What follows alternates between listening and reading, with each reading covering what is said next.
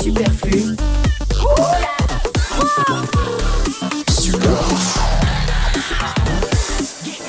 Alors on le sait, Noël ce n'est pas juste une fête familiale ou religieuse, c'est aussi la période commerciale la plus importante de l'année où les marques se surpassent pour produire les publicités les plus originales et tirent l'arme possible. À tel point que depuis des années, la pub tape l'incruste dans les traditions de Noël, juste là, entre le sapin et Maria Carey. Les magasins John Lewis, emblème du commerce de détail au Royaume-Uni, en ont d'ailleurs fait leur marque de fabrique en produisant chaque année une publicité digne d'un court-métrage. L'arrivée de cette pub à la télé marque le début de la période des fêtes en Angleterre et sa bande originale devient souvent un hit. Vous aurez certainement vu passer celle de 2013 par exemple, puisque c'est à cette occasion que Lily Allen a repris Somewhere Only We Know de Keane, qui est presque devenu aussi connu que l'original. Mais c'est de loin pas le seul exemple. Depuis bientôt 20 ans, ce sont de vraies stars établies ou en devenir qui se passent le flambeau. Ellie Goulding, Tom Odell, Aurora, Elton John, Bastille, Céleste, bref, vous l'aurez compris, c'est un big deal. C'est marrant parce que la COP et la Migros essayent de faire pareil. Ça marche vachement moins bien. Pas de la même manière. Mais c'est pas la seule marque à avoir fait de Noël son cheval de bataille. On peut difficilement parler des pubs de Noël sans parler de Coca. Depuis 1995, la firme sort chaque année une pub de Noël toujours pleine de bons sentiments, avec des gens qui font des bonnes actions, des parents qui font des surprises à leurs enfants, des actes de solidarité, bref, la magie de Noël version shootée au sucre.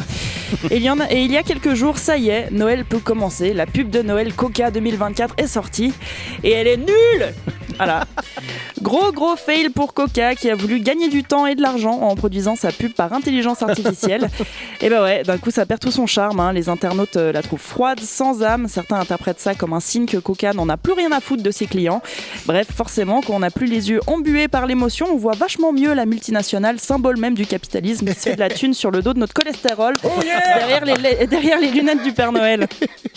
Mais que Coca se rassure, ils sont pas les seuls à se faire tacler pour leur dernière pub.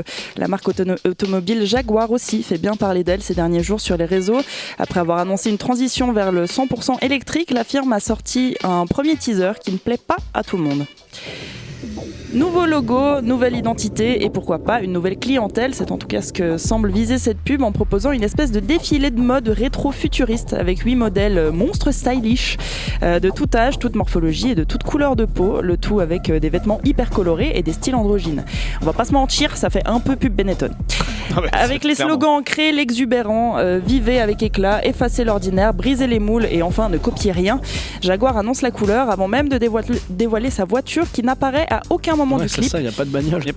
Ouais, mais parce qu'elle doit être présentée la semaine prochaine. Mais ils vendent un way of life surtout, quoi. Ouais. Ah oui. Si certains applaudissent le côté inclusif et un ton rafraîchissant pour une pub automobile, d'autres dénoncent une apologie du wokisme et un coup du lobby LGBT. Pourtant, promis, personne n'a de rapport sexuel dans cette pub. Ouais, puis des deux côtés, ils font chier si jamais, voilà, on leur a dit. La vidéo a été vue des dizaines de millions de fois et presque autant de fois critiquée. Le patron de la marque s'est même exprimé sur le sujet, évoquant une vague de haine inédite. Et non, c'est tout, c'est la fin de cette news. Et puis, et puis ces derniers jours, il y a eu aussi des réussites qu'on n'attendait pas, notamment celle-ci. Hey. Ok. On reste dans le monde automobile avec la dernière pub de Volvo qui fait elle aussi beaucoup parler d'elle, mais en positif cette fois. Il faut dire que la marque a mis toutes les chances de son côté en confiant la photographie à Hoyte van Hoytama. Je vais y arriver. Ça ne vous dit peut-être rien, mais c'est le directeur de la photographie d'Interstellar et d'Oppenheimer. Ah oui, ouais. C'est joli. Oui, parce que pour le coup, cette pub, c'est un court-métrage. Elle met en scène un futur papa qui appelle sa mère pour annoncer la bonne nouvelle, en imaginant la vie de sa fille en même temps. En parallèle, on voit une femme prendre sa voiture. On devine la nouvelle Volvo, mais on la voit pas vraiment. Pendant 4 minutes s'enchaînent des images de cet enfant qui grandit, de ce papa qui se projette, de cette femme en voiture et de la future maman qui sort de chez elle.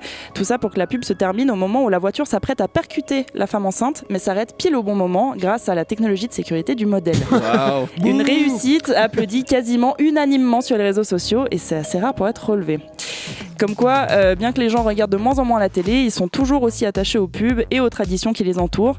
Pour le meilleur et pour le pire, la pub semble avoir de beaux jours devant elle, à condition qu'elle soit bien faite. Mais avant de terminer, je pouvais pas parler de réussite marketing sans mentionner d'une petite réussite nationale.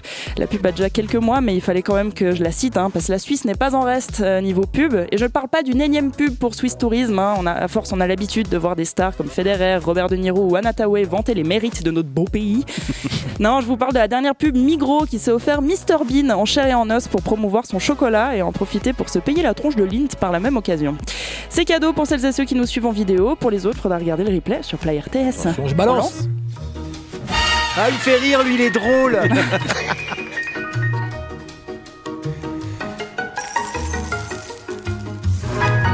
Et c'est vrai qu'ils se moquent un petit peu de nous, les mecs, avec des pinces de Bruxelles à mettre des amandes sur des carrés de chocolat. Ouais, elle est vraiment bien cette pub. Elle est cool, ouais.